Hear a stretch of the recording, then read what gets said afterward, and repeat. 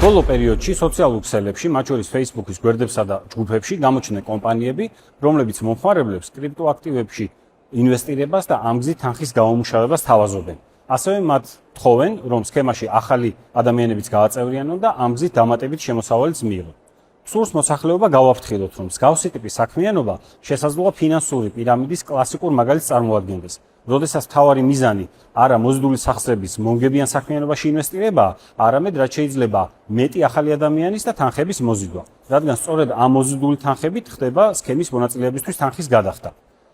თავდაპირველ ეტაპზე, როდესაც სქემა კარგად ფუნქციონირებს და მასში ბევრი ადამიანი წევრიანდება, შესაძლოა კომპანია მონგებიანიც ჩანდეს და მომხმარებლებმა გარკვეული სარგებელიც კი მიიღონ. მაგრამ დროის გარკვეულ მონაკვეთში, როდესაც ახალი წევრების მოზიდვა შეუძლებელი ხდება, სქემა აუცილებლად დაიშლება. ამიტომ სურს მოსახლეობა კიდევ ერთხელ გავაფრთხილოთ და მოვუწოდოთ, რომ ნებისმიერი შემოთავაზების დროს, მათ შორის კრიპტოაქტივში ინვესტირებასთან დაკავშირებით, წინასწარ დეტალური ინფორმაცია მოიძიონ შეთავაზების შესახებ და შემდეგ მიიღონ გადაწყვეტილება.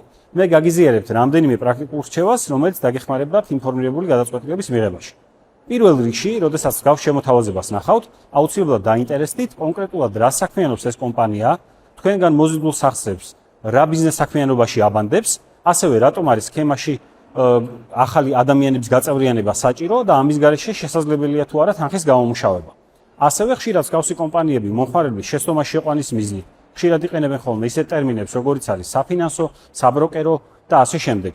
აუცილებლად დაინტერესდით ამ კომპანიას აქვს თუ არა შესაბამისი საქმიანობისთვის საჭირო ლიცენზია და არის თუ არა რომელიმე მარეგულირებლის მიერ ლიცენზირებული სუბიექტი. და ბოლოს, სქემის უშუალო მონაწილეებისგან გაარკვიეთ როგორც წარმატების, ასევე წარუმატებლობის მაგალითებიც.